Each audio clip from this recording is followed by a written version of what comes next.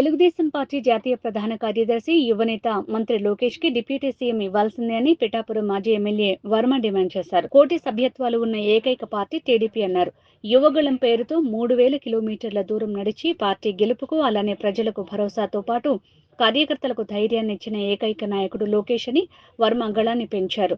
రాబో కాలంలో పార్టీని కాపాడుకోవాల్సిన బాధ్యత లోకేష్ పై ఉందని, చంద్రబాబు తర్వాత తరం నాయకుడు లోకేష్ అని, దీనిపై ఎలాంటి అపోహలకు, వక్ర భాష్యాలకు పోవద్దని, ఇది టీడీపీ కార్యకర్తలుగా తామంతా కోరుకుంటున్నామని వర్మ కుండబద్దలు కొట్టారు. అందరికీ నమస్కారం.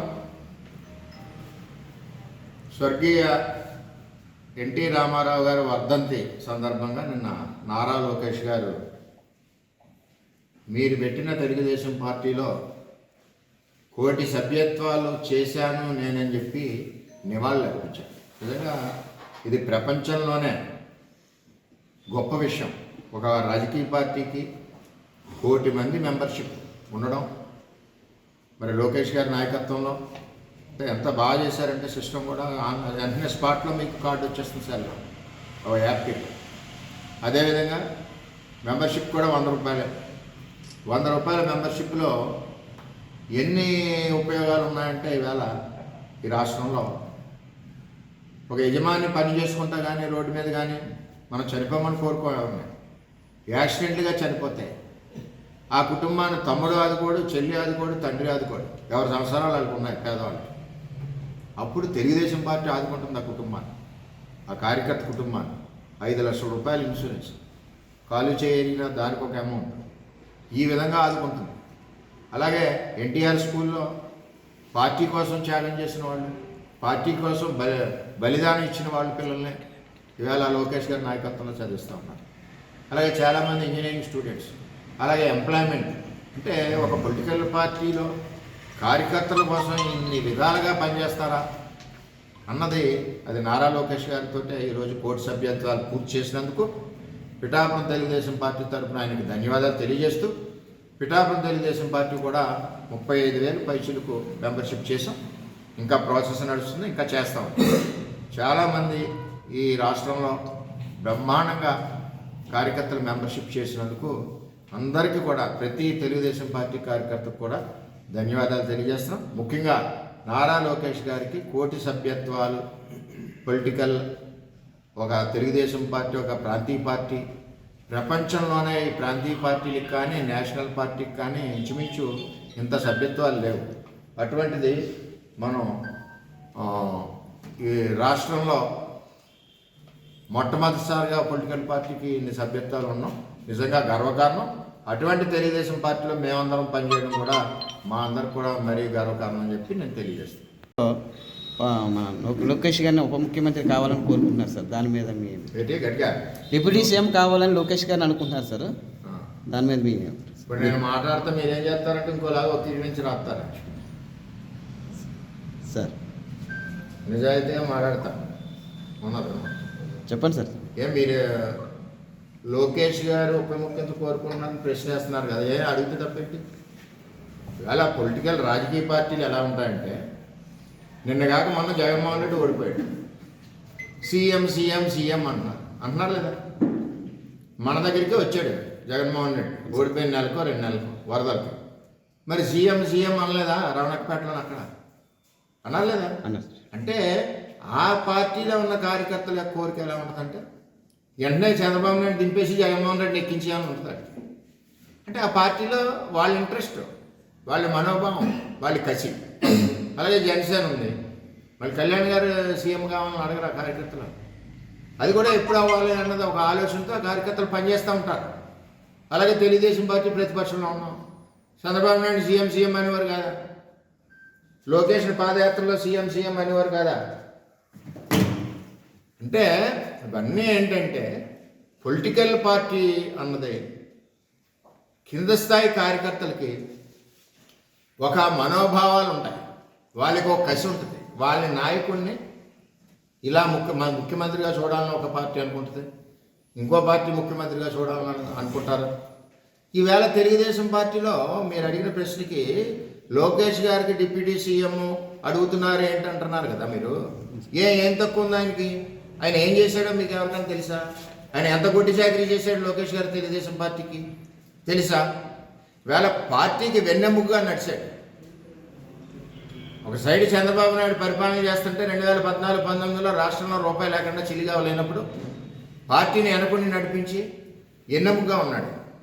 ఒకటిగా జ్ఞాపకం తెచ్చుకోండి, 2009 ఎలక్షన్ ముందు ఆయన నగదు బదిలీ పథకం తెచ్చాడు. ఆ రోజుల్లోనే బ్రహ్మాండంగా యూఎస్లో చదువుకున్నాయనంట, యూనివర్సిటీలో నగదు బదిలీ తెచ్చాడు. ఆ నగదు బదిలీ అప్పులు ఇంప్లిమెంట్ అయ్యి ఉంటే ఇవాళ పీడిఎస్బిఎస్ స్కామ్ లేదు. అలాగే మొట్టమొదటిసారిగా 50 లక్షలు మెంబర్షిప్ చేశాడు, ఆన్లైన్ మెంబర్షిప్. మొట్టమొదటిసారిగా నారా లోకేష్ ఈ ప్రపంచంలోనే పొలిటికల్ పార్టీలకి ఏదికి ఇన్సూరెన్స్ లేని సమయంలో మొట్టమొదటి ఇన్సూరెన్స్ కార్యకర్తగా ఉండాలని చెప్పి పెట్టిన నాయకుడు లోకేష్ గారు. దాన్ని చూసి ఇవాళ అన్ని పార్టీలు ఫాలో అవుతున్నాయి, నేషనల్ పార్టీలు కూడా. ఏం తక్కువది? నెక్స్ట్ పంచాయతీరాజ్ శాఖ మంత్రిగా లోకేష్ గారు పనిచేశాడు. ఇవాళ రాష్ట్రంలో 75% రోడ్లు వేసాం. అప్పుడు మన పిఠాపురాన్ని 75% రోడ్లు వేసాం. ఏం తక్కువ చేశాడు అంటున్నాను నేను. నారా లోకేష్ గురించి ఇబ్బంది పడ్డాను. తర్వాత ఈ మధ్యలో ఐటీ సెక్టర్ బ్రహ్మాండంగా డెవలప్ చేశాడు, ఐటీ సెక్టర్. నెక్స్ట్ ప్రభుత్వం ఓడిపోయింది.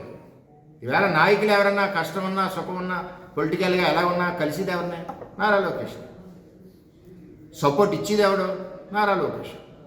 అటువంటిది ప్రభుత్వం పోయింది, అయిపోయింది. తెలుగుదేశం పార్టీ పని అయిపోయింది అన్నాడు జగన్మోహన్ రెడ్డి. ఎందుకు పని చేయలేదు? చంద్రబాబు నాయుడు పని అయిపోయింది అన్నారు, వయసు అయిపోయింది అన్నారు. ఏం వయసు అయిపోయింది? చంద్రబాబు నాయుడు 100 సంవత్సరాలు ఉంటాడు భగవంతుడు ఆశీస్సులతో. ఆయన ఆరోగ్యం మీకు ఎవరికి తెలియదు, ఆయన కష్టపడే విధానం ఎవరికి తెలియదు అన్న పరిస్థితుల్లో కార్యకర్తలు మేము తిరుగుతుంటే అయిపోయిందిరా మీ తెలుగుదేశం పార్టీ అనేవారు. మమ్మల్ని అనేవారు ఆ పార్టీలు ఎత్తుకుంటారు దాన్ని. ఒకటి ఇక్కడ తెలుగుదేశం పార్టీలో ఆస్తులు అమ్ముకుని కొంతమంది ప్రాణాలు అర్పించి కాళ్ళు చేతులు పోగొట్టుకుని ఈ పార్టీ గురించి పనిచేసిన కార్యకర్తలు దేని గురించి పనిచేశారు?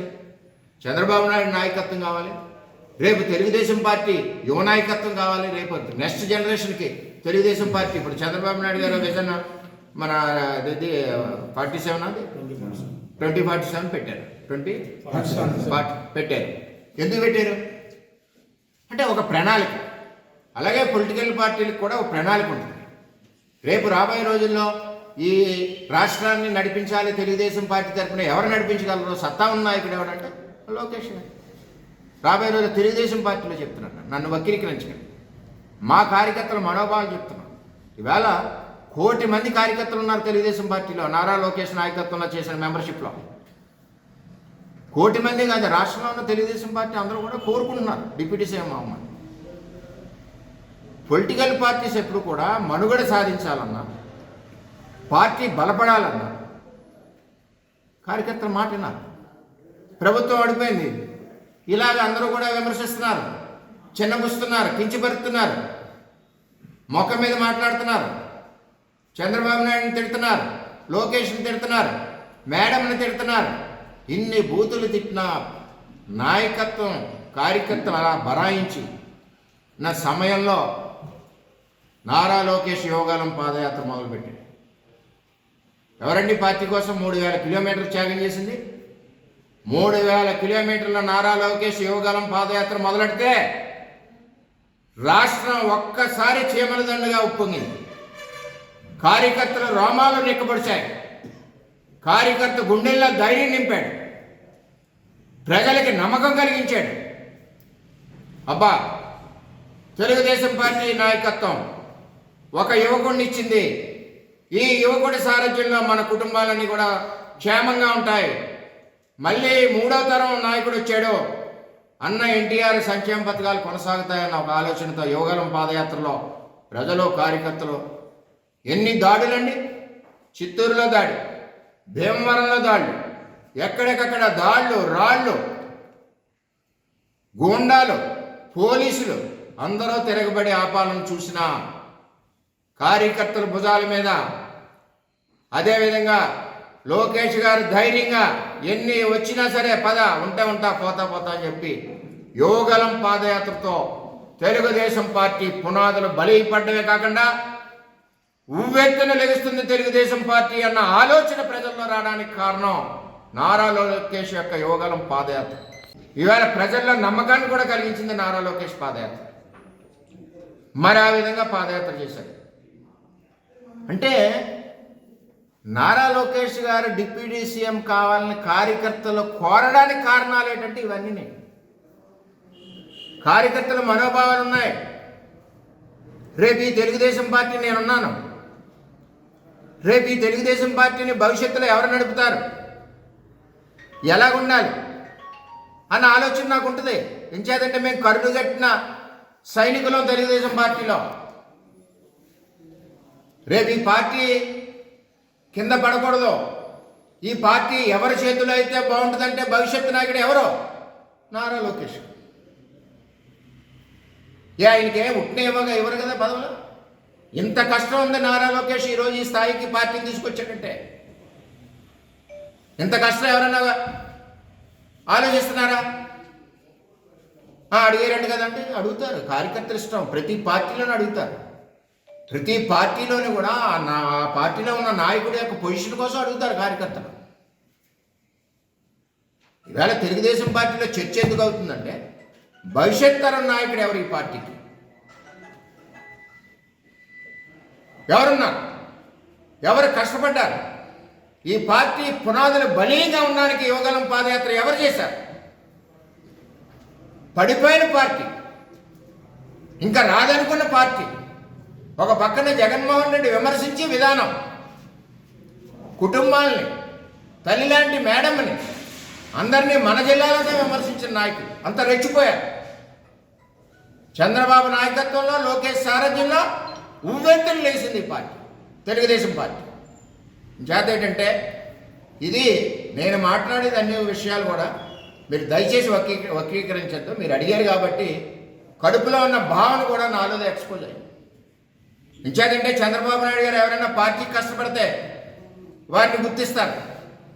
ఇవాళ నారా లోకేష్ ఇంత గొడ్డి చాకరీ చేస్తే తెలుగుదేశం పార్టీ కోసం, తెలుగుదేశం పార్టీని నిలబెట్టడం కోసం, రాష్ట్ర ప్రజల భవిష్యత్తు కోసం కష్టపడిన నాయకుడు నారా లోకేష్. చిన్న పిల్లల్ని అడిగితే చెప్తాడు. ఎంతోమందికి ఉపాధి కల్పించిన నాయకుడు నారా లోకేష్. 1 కోటి మంది సభ్యత్వాలు చేసిన నాయకుడు నారా లోకేష్. చేత డిప్యూటీ సీఎం కావాలని కేడర్ కోరుతున్నారంటే అందులో తప్పేం లేదు, వారి మనోభావాలు. కానీ ఏ పార్టీ అన్నా అవ్వచ్చు, కార్యకర్తల మనోభావాలను గౌరవించవలసిన బాధ్యత ఉంది. ముఖ్యంగా అది తెలుగుదేశం పార్టీలో సంస్కృతి. అంచేత వాళ్ళ మనోభావాలు ఎలా ఉన్నాయన్నది ఈ రాష్ట్ర రథసారథి చంద్రబాబు నాయుడు గారికి తెలుసు. అనూహ్యంగా ఇప్పుడే తెరపైకి ఎందుకు వచ్చిందంటారు? ఇప్పుడే దీనికి ఏమన్నా ఏకాదశి, ద్వాదశి ముహూర్తాలు పెడతారంటే కార్యకర్తలు కడుపు నుంచి టక్కన పగులుతుంది. ఎప్పుడు పగిలిందో పగిలింది, అది పగిలింది కాబట్టి బయటకు వచ్చింది. ఇప్పుడు నేను ఈ 1 కోటి సభ్యత్వాలు మాట్లాడి ఇంటికి పోదాం అనుకున్నా, మీరేం చేశారు? మీరు అడిగితే చెప్పాల్సి వచ్చింది. చేత ఇది ముహూర్తాలు ఏమి ఉండవు.